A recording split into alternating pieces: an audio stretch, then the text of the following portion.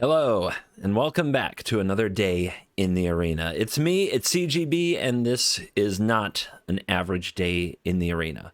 We're here to talk about the format Alchemy and what it's going to do to Magic Arena, and why I think that this format, quite simply, changes everything that you thought you knew about Magic, paper Magic, and its relation to MTG Arena. I think that we are finally seeing Magic Arena take a new path as a completely different game, a game meant and made for a digital age. But is that what Magic players really want? And what does that mean for the average player? So there's a lot to say about Alchemy, and this video is going to be coming out pretty quick after the announcement is made. That's not a fluke. For the first time ever, at least in my life, myself and some other content creators were given a heads up about MTG Alchemy. And full disclosure to you guys, letting you know exactly why and how we had all this stuff ready to go. We were invited to a call a couple of days ago to get an idea of what the format would be so that we could have content like this ready for you on release day to let you know what Alchemy is, what it isn't, and other things about it and to try to answer your questions. Quite frankly, we were given a briefing, a rundown. I'm going to use some of the slides that were in that rundown and use them here to help kind of educate you guys about Alchemy, and we were given an opportunity to ask questions. So hopefully my video can help answer some of the many questions that I think you will have. So, without further ado, this might be a long video. There's a lot to cover. This is a very complicated launch with a lot of implications and a lot of changes coming to how we play Arena and how we play Magic itself. So there's a lot here. I don't know how long this video was going to be. I'm just going to do my best. So let's dive right in. Slide numero uno. Let's go. Basic Alchemy. This is a new digital-first format launching on Magic the Gathering Arena on December 9th, 2021, so 1 week. Really fast. Alchemy includes all the standard sets, and it rotates when standard does. So it's basically it's a standard clone on the baseline. But Alchemy will regularly rebalance cards. Alchemy will incorporate digital-only mechanics. Alchemy will add supplemental cards with each premier set. Let's break down each of those. Rebalancing cards. Instead of banning stuff, they're going to change it. They're going to make little tweaks. We saw some of this in the Mirror Mirror event where they made Oko's abilities different and they added 1 to the casting cost of Fires of Invention, and Wilderness Reclamation only untapped 2 lands. That was an experiment. Incorporating digital-only mechanics. We saw this with Historic Horizons. We got our first look at cards like Conjure and things like that, and Perpetual. And those things did have and still do have some impact on the Historic format. If you play Historic, you can't really get away from these mechanics, and now these are coming to a new format called Alchemy. And Alchemy will add supplemental cards with each premier set. And we'll get into exactly what that means, but there will be a pool of cards released like 4 to 6 weeks after each major set release. So like Crimson Vow's Alchemy drop is coming up here, and it's 4 to 6 weeks after the release of Crimson Vow itself. These are new cards made to exist in standard, using mechanics that work only for digital. And I say standard, I don't mean that. I mean Alchemy. It's at the same time as standard. This is going to be a weird thing to get used to, because for as long as I can remember, standard has been standard. In fact, I remember when it was called Type 2. Type 1 was you could play with every set. Type 2 was only certain sets. Standard's been the standard for a long time. That's why it's called standard. I honestly believe that Alchemy is designed to supplant standard on MTG Arena as the primary way of playing Magic Arena. And I think it will succeed. And no matter what you want to think about all the stuff going on as you watch this, I'm going to go on record. I think that by next year, Alchemy will be the most played format on Arena. and I don't think it will be close. And that's going to have some repercussions. That's gonna do some things to all of our arena experiences, which I'll get into more later. But this is why you need to take this seriously. All right. Alchemy is not replacing anything. Standard will continue to exist on Arena. It will be aligned with the paper format. So Standard on Arena lines with the paper format. That's mostly true. There are cards that are available in the new player decks that are not available in paper Standard, but I think a lot of us know about that by now. A lot of cards in the new player decks don't line up with actual paper Standard, but otherwise Standard will continue to be aligned with paper, meaning that these digital only mechanic cards coming from the Alchemy boosters won't be legal if you enter a Standard queue or a Standard event. Gonna be a little bit to keep track of, bear with me. Owning and rebalancing cards gives you every version of the card. Also, I'm sorry, I couldn't figure out a place to put my face where it doesn't interfere with this. Somehow chose this corner because it's not the most used. So I'm reading you sentences that you can't quite see all the way. Bear with me. But owning a rebalance card gives you every version of that card. So if a card gets rebalanced in Alchemy and you had been playing it in Standard, you own the rebalance card in Alchemy and the regular card in Standard. If you play your deck in Standard, it will play as it is meant to play in Standard. If you play your deck in the Alchemy format, it will play as the rebalanced version. You do not have to, I think, from what it sounds like, you don't have to like switch the cards between your decks. The card just functions this way when you enter format A and functions this way when you enter format B. We'll get to some of the rebalanced cards. We actually have some of them here for this video, so that's coming up soon. Let's move on to slide number 2. If I can. Why is this not working? What? Wow. Okay. We're really doing it today. Escape maybe? There we go. Pro content creator. Can you tell I do this all the time? All right. Alchemical principles for rebalancing cards. Instead of banning cards, they're going to rebalance them. Rebalance regularly to keep the metagame moving. They anticipate a monthly rebalancing, and it will tend to affect cards introduced earlier in the current Standard environment. What that means is they're less likely in the Crimson Vow release of rebalancing, or the Crimson Vow rebalancing day, whatever day that happens on a month. They're less likely to rebalance cards from Crimson Vow, the most recent set. They're more likely to rebalance cards that have been in the format a while. Alrund's Epiphany. Sika's Chariot, for example, might be cards that they're more likely to rebalance. This sounds like pretty good stuff. The biggest issue that Magic is facing with the invention of Arena is that it is assumed or estimated, without for sure proof, but I would totally believe it, that in the first week of Standard being on Arena, there are more games of that format played than will ever be played in paper in its lifetime. Ever.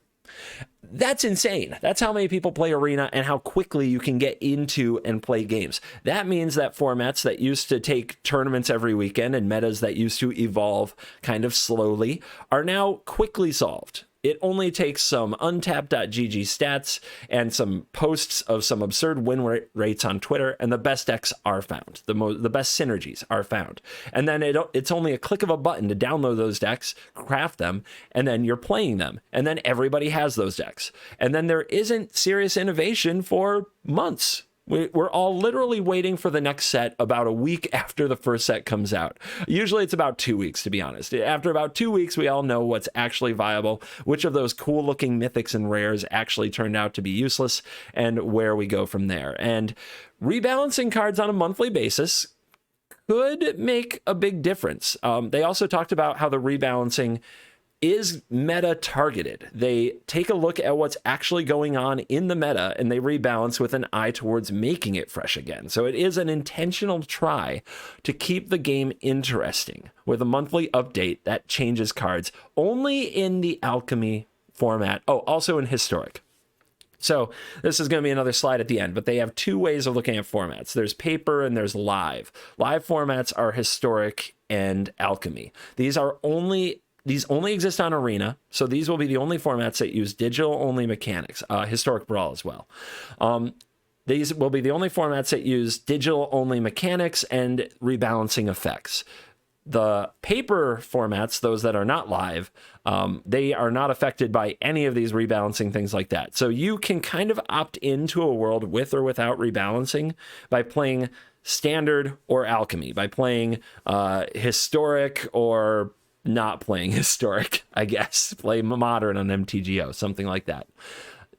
Well, let's move along. We're going to get to our first rebalance card, and there it is. I know I'm cutting off the Chariot a little by having my face in this corner. Maybe I can do something here. Just move it on over. Can you guys see it if I just do this? Almost.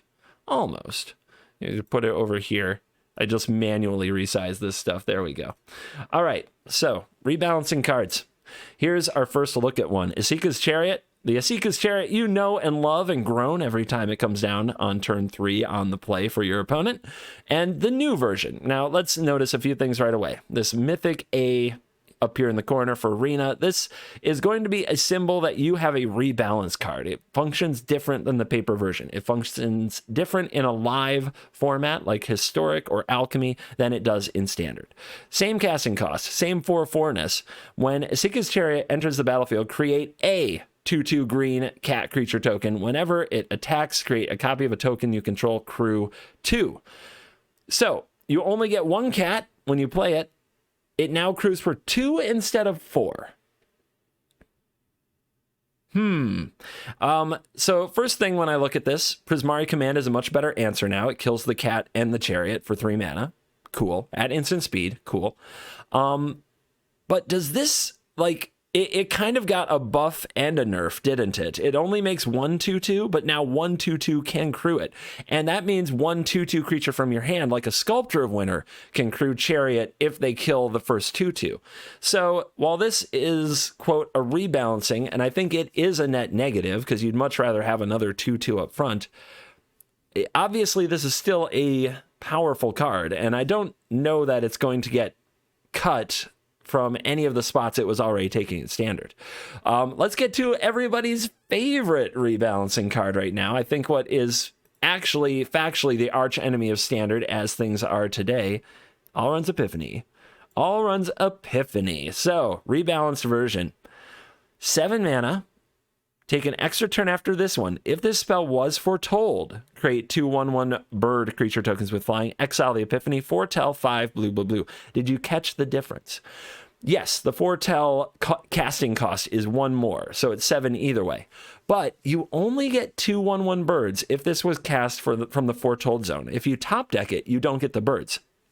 And quite crucially, if you copy Alrund's Epiphany, you don't get the birds for the copy.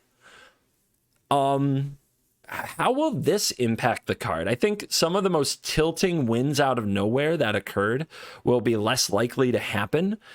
It's still a very powerful card, and we're going to find out the true value of those birds when people roll out this card, and we see if it still kind of takes the same spot in the meta. Here's my theory. I still don't know if the control and mid-range decks that are built to attack aggro can beat this version of Epiphany either, because you can still galvanic iteration, take multiple turns. Even if you're only making 2 birds in that process, you still created some kind of threat, and you go from there. I'm not convinced that this will slow down Epiphany at all. I'm not convinced it will slow down Chariot, which kind of shows how head and shoulders those cards were above the field. But it's going to be worth finding out. Maybe there are other avenues that make counterplay to these more likely because of these nerfs. So we're going to see.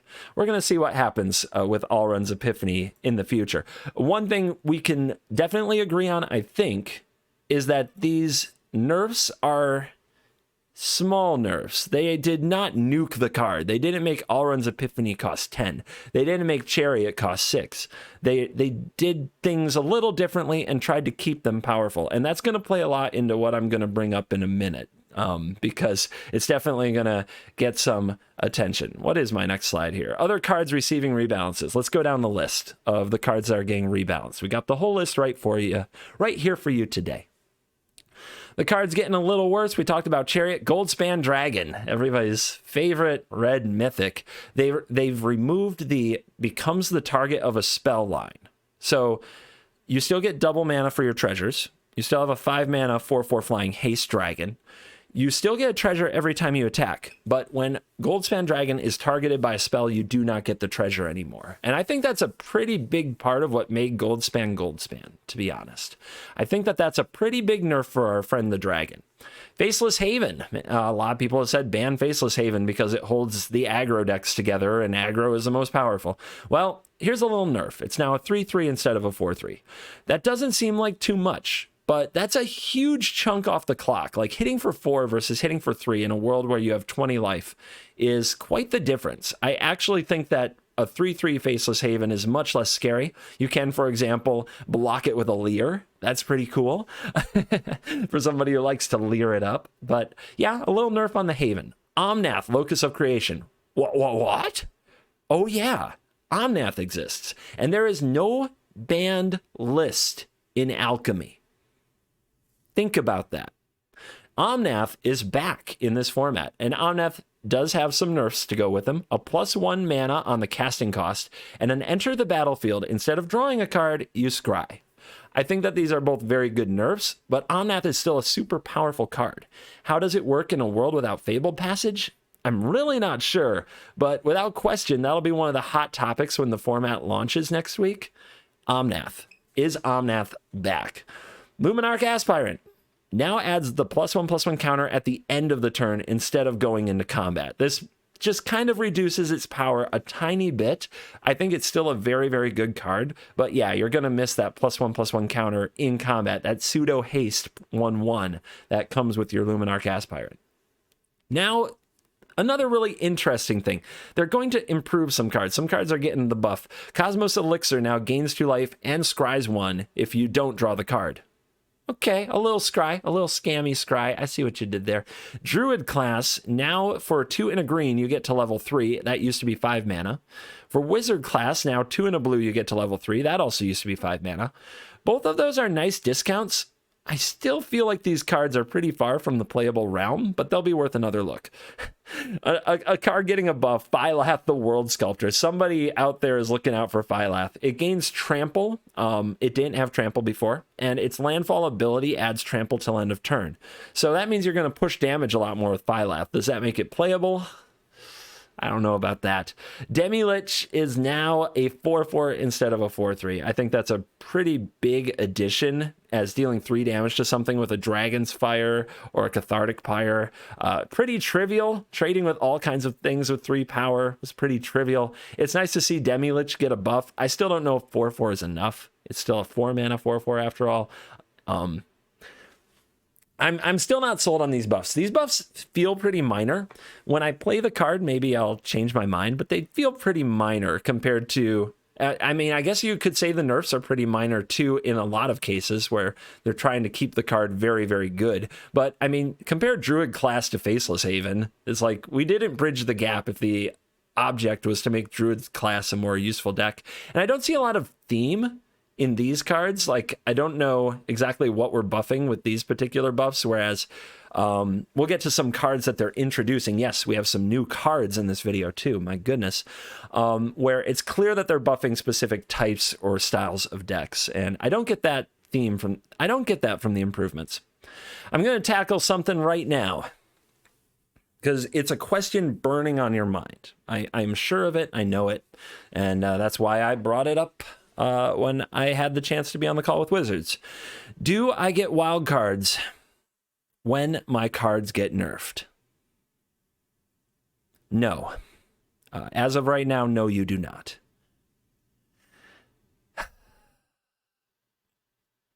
I feel like there was an opportunity here to really get everybody on board with this format and hit a total home run by offering wild cards if they nerf your cards. But just like suspensions in Historic, right now, you will not receive wild cards if your card gets nerfed. And that does create economy issues in Alchemy.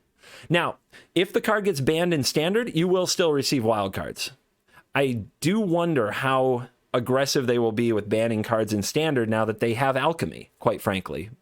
Alchemy, if you want to look at it in a cynical way, it now offers an opt-in for players who like playing Standard, but are getting bored with it too quickly, which honestly is probably everyone.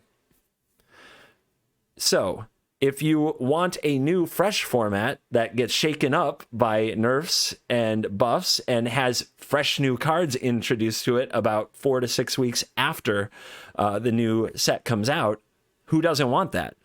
You play Alchemy. The risk in Alchemy is that your card will get nerfed and your deck will be weaker than it was before.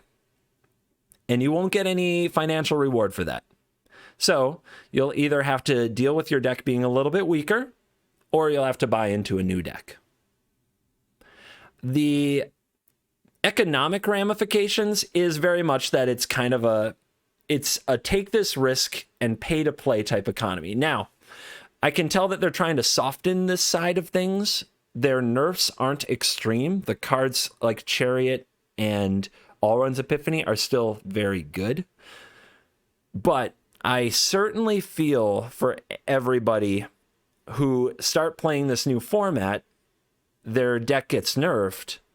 They don't want to keep playing it because other things look better. They don't want to go back to Standard because Standard was stale. That's why they're in Alchemy to begin with. And they feel trapped in their deck. I think that that's going to be a mental hurdle people will have to figure out how to overcome. And to those of you out there saying, well, we just won't play Alchemy, etc. like that, this is my take. This is my honest opinion. I think Alchemy, even if you view it in a cynical light of a pay as an opt-out of Standard that you have to pay for, that you have to buy in because you have to switch decks pretty often because you're not getting any kind of compensation when things get nerfed. Even as a more expensive Standard that is fresh more often, it will succeed.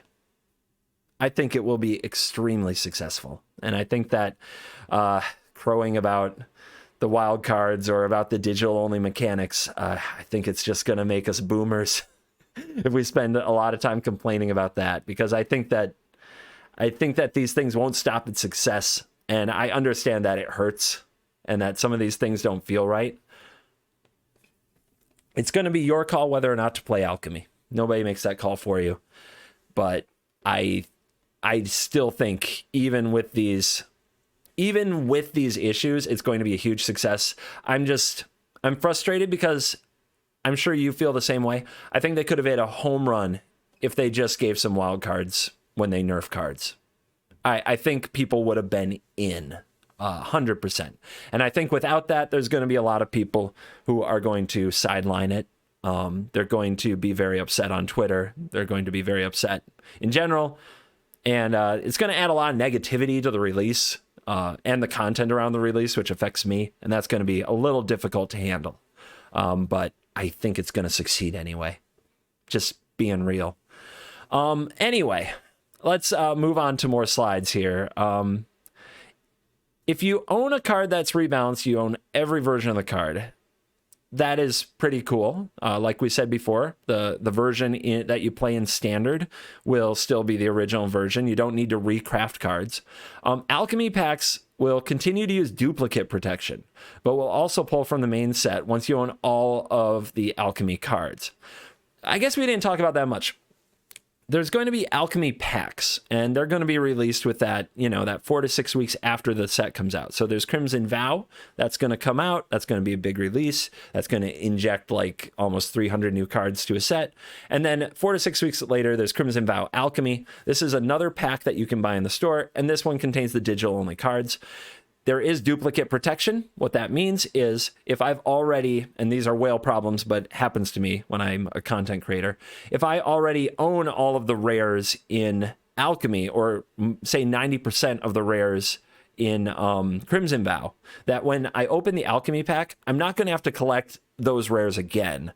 It's probably going to jump straight to a couple of the cards I don't own, may not have opened yet or crafted yet, and the Alchemy exclusive cards. So it's going to be it's a good thing. Trust me. If we had to recollect all the rares, it would be horrible. So I'm glad that that is not the case. If you already have most of the rares in Alchemy, you're going to start opening the new Alchemy. I'm sorry. If you have most of the rares in Crimson Vow, when you start opening Crimson Vow Alchemy packs, you will get mostly the Alchemy exclusive cards first. Okay. If a card is rebalanced first and later banned, players will receive wildcards for the banned card. So, if they're still keeping up with Standard and they ban a card in Standard, you'll get wildcards for that, but not for a nerf or rebalancing in Alchemy. All right, new cards. I can't believe it. We're all 25 minutes of this video. Thanks for sticking around, by the way. And we just got to the new cards. But yes, using digital-only mechanics, here are some new cards coming in Alchemy. Charles Disciple, 2 and a red, 3/3 haste, human warrior. Whenever it attacks, conjure 4 cards named Lightning Bolt into your library, then shuffle. They found a way, and I love this use of the mechanic, to be honest, even though it's mono red. They found a way to get Lightning Bolt into our decks. This is pretty amazing. For 2 and a red, you get a 3/3 haste, and when you attack with it, 4 cards named Lightning Bolt get put in your library every time it attacks. If you only get 1 attack out of it, you get 4 Lightning Bolts that you can then top deck later in the game. If you get 2 attacks out of it, there are 8 Lightning Bolts in your deck. If you draw 2 Taurus Disciple and attack with each one once, you have 8 Lightning Bolts in your deck. The idea of kind of swelling your deck with Lightning Bolts, which of course you just top deck and go face and top deck and go face. I can see how this is an exciting and evocative design that people are really going to enjoy. I do not look forward to getting bolted in the face, but I think that this is a really cool card to exist. Begin anew is a green, white sorcery. Destroy all creatures. Creature cards in your hand perpetually get +1/+1. Perpetually, if you remember, it affects things in a digital way that would be very hard to track in paper. That's why it's a digital-only mechanic. This is a very interesting 4-mana Wrath of God effect that actually buffs creatures in your hand. It gives kind of weird incentives to how you build your deck. It's pretty exciting. I'm going to try it. It's a sweeper. Why wouldn't I? The next thing that we're going to check out, Absorb Energy and Captain Eberhart. Absorb Energy, yay! 1 blue, instant, counter target spell. Cards in your hand that share a type with the spell perpetually gain the spell cost 1 less to cast. So, an interesting, first of all, art, cool. An interesting approach to cost reduction and a counter spell. Like if you have 4 instants in your hand and you counter your opponent's instant, you gain 4 mana from casting Absorb Energy. That's a very interesting card. And yes, these cards are coming on December 9th, and you will be able to play them in something like Standard, the new format, Alchemy.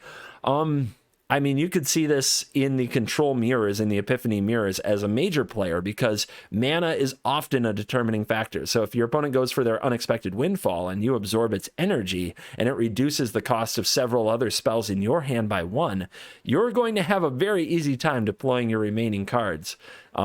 Seems like a powerful card to me. Here's a mythic. Captain Eberhart, 1 and a white, 1/1 double strike, legendary human soldier. Spells cast from among cards you drew this turn cost 1 less to cast.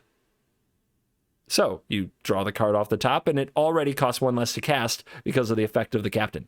Spells cast from among cards your opponents drew this turn cost 1 more to cast. It's another taxes card, guys. They draw their card and it automatically costs 1 more if the captain is on the battlefield. That seems like a very frustrating and powerful effect. I see this card being a really annoying player, and good lord, just what mono white needed. The only real, the Haven got nerfed from a 4/3 to a 3/3. The Luminarch Aspirant doesn't put its +1/+1 counter down at the beginning of combat. It does it at end step. Those still aren't huge nerfs, and this card seems like a huge buff. This card I think is going to be very annoying, and it's going to eat some mythic wild cards really fast. I think it's a player. We're going to find out, but I think it's a true player for sure. Oops, same slide, losing track of my numbers. Here's two more. Geist Channeler, 1 and a blue, 1/3 human wizard. It's a rare. When it enters the battlefield, choose an instant or sorcery card in your hand and mana value 3 that it has mana value 3 or greater. It perpetually gains a spell cost 2 less to cast. So you play this and your epiphany costs 5. Now, you won't get the birds because of the new foretell rule and stuff. But other instants or sorceries you could reduce. Burn down the house for 3 sounds pretty interesting to me. Unexpected windfall for only 2 mana sounds really interesting. There's probably a lot you can do with this. The perpetual ability that it gives while creating a body that attacks or blocks. A little bit of ramp coming to blue should be an interesting take. Patient Zero. 1 in a black 2/2 zombie with lifelink. Damage isn't removed from creatures your opponents control during cleanup steps. Wow. So basically, the damage you deal to the opponent's creatures while this is alive, it acts like -0, -1 counters. That it just doesn't go away. So I mean, you block their 6/6 with a 3/3, and next turn you have another 3/3 to block it. It'll kill it. That's kind of crazy and an interesting effect that would be so hard to track in paper. And that's what they're using these spaces to test, are these new mechanics. Pretty bizarre stuff. All right. Moving right along. Oh, we got some fun ones. Ishkana the Broodmother. This is 3 and a green, 3/5. Legendary creature spider with reach. Other spiders you control get +1/+2. It's a mythic. And 1 and a green-black hybrid. Exile 2 cards from your graveyard to draft a card from Ishkana Broodmother's spellbook. I did y'all a favor. I put together the spellbooks. So if drafting a card from the spellbook means you just get one at random. It just kind of gets shoved into your hand. And how I would describe Ishkana's spellbook here is a bunch of very mediocre spiders. You get like a 5 mana 3/5 reach. You get a 2 and a green 1/2 with reach. That makes another 1/2 with reach. Drider, Broodreaver, Glowstone Recluse, Navald Recluse, Sentinel Spider. Prey Upon is a good one. Spider spawning could be interesting. Arachnoform, you get an aura. But basically a lot of mediocre spider cards. There is a rare one, Hatchery Spider, a 7 mana 5/7 with some ability called Undergrowth. It's been in Arena before. You can look it up. Yeah, that is something, I would say. I think that the spellbook idea is really cool, especially when it drafts in cards that you didn't expect.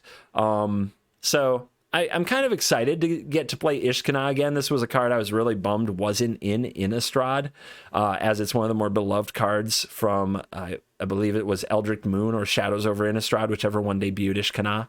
It was definitely a card I played a lot in Magic Duels. So having no Ishkana in the set was a bit of a bummer, and now we get one. That's cool. Same for Gitrog, the Horror of Zava, another very beloved creature. 2 and a black green. You get a 6/6 Menace Frog Horror. At the beginning of each combat, if it's untapped, any opponent may sacrifice a creature. If they do, tap, Gitrog, then seek a land card and put it onto the battlefield tapped. That is random. It just pulls from your deck. No searching, no shuffling. It just pulls from the deck and slams on the battlefield tapped. Whenever a land enters the battlefield under your control, it perpetually gains black, green, sacrifice this land, draw a card. So if you flood, now you can basically sack these lands and draw cards. So if this gives you too many lands, at least you get to do something with them. Gitrog, awesome. Cool to have it back. Very excited. Has a little Desecration Demon along with some land synergy. Really cool card.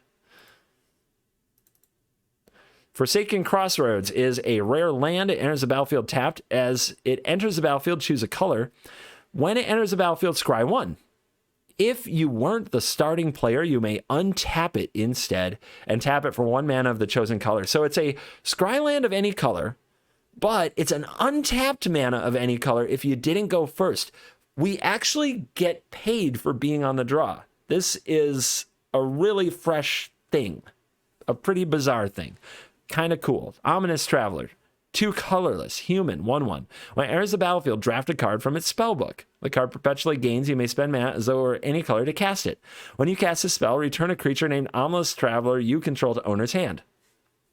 2 mana, 1/1. human, not exciting, but it basically draws a card from a spell book, and when you cast that card, you return it to your hand so that you can play it again and draw another card. So it's a low value engine. And yes, I have come prepared with the spell book. What is the spell book? Well, it's a lot of the creatures from Innistrad, a lot of the tribal creatures from Innistrad, which is interesting because the first time it enters the battlefield, you could get a Vampire Socialite. But the second time it enters the battlefield, you could get a Steelclad Spirit, which doesn't provide particular synergy. But you could also get a Torvar Dire Overlord to go with a Howlpack Piper to go with a Wolfkin Outcast, for example. So pretty whack with changelings. I think a changeling deck might enjoy it, but it's a very kind of RNG based card that your cards will even work together, but it is a lot of value. Like usually you don't get a 2-mana 1/1 draw a card.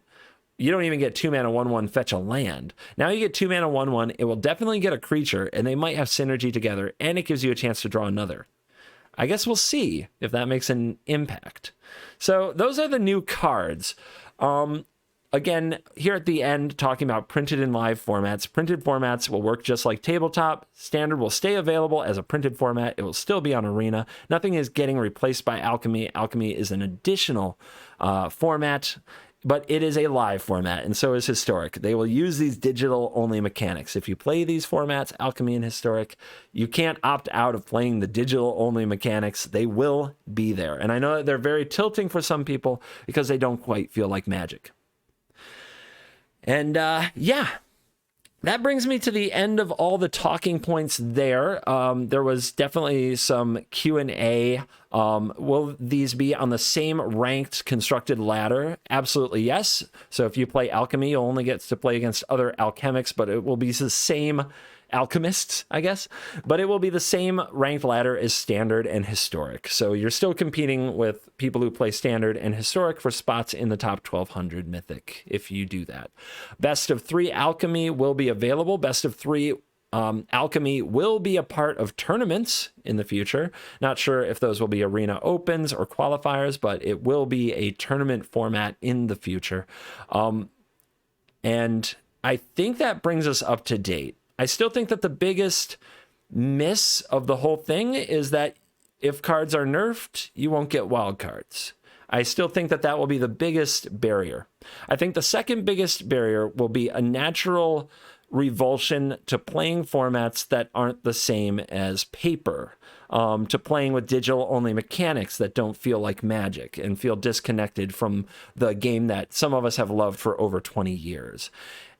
I think that despite both of those things, this is the future of Arena. What we are seeing is a true divergence of Arena being a product that duplicates paper Magic to Arena being its own product, meant to go its own path. And while it didn't, Magic the Gathering, as a paper ported to Arena, failed as an esport, it didn't fail as a digital offering.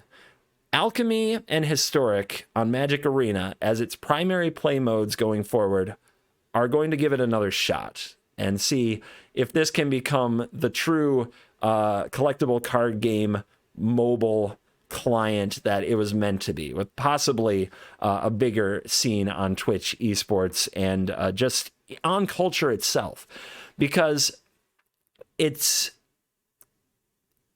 this can, if done well, solve the biggest problem that digital Magic has, which is it gets boring. I feel like I've carried a lot of things on my back for several years now of trying to keep the game entertaining by building different decks every day, when for most people, a format is solved in 2 to 3 weeks, and they'll play it here and there for their dailies, but it's almost a joyless transaction, or they'll check out completely and come back when new sets launch. Think about it. Every month, there's a potential for cards that were completely written off to be great. There's a chance for cards and decks that have completely taken over the format to be nerfed and brought back down and be on a different competitive level. And there are new cards being introduced that could completely shake the meta. Standard as a format, the way it's designed, as paper requires it to be designed, being built years in advance, is made to be solved, and that makes it stale. It is a fundamental flaw with the format. Alchemy will not have that flaw. It will have other flaws, but it won't have the biggest flaw. And I think it's going to be the most successful format that Wizards has created in a very, very long time. Maybe since Type 2 itself. All right, I'm going to leave that video there. Let me know in the comments. I'm curious about so many things. The biggest thing I'm curious about, are you going to play Alchemy and will you watch Alchemy? If we make content on this channel for Alchemy, are you interested in it or will we stick to standard? That is the biggest crossroads I feel like I've ever come to as a creator, and your feedback is appreciated. I know I don't read my comments as much on the gameplay videos, but I will read the comments on this one. Also, tell me what you like and don't like about the format. Tell me what you like and don't like about the cards. Which cards do you think are best? And let me know that you stayed till the end. That means a lot to me because this has been a pretty long video about a pretty complicated subject. Also, let me know what questions you have that I wasn't able to answer. Maybe we can do a follow-up video. Thank you for watching this video. As always, I will see you in the next one.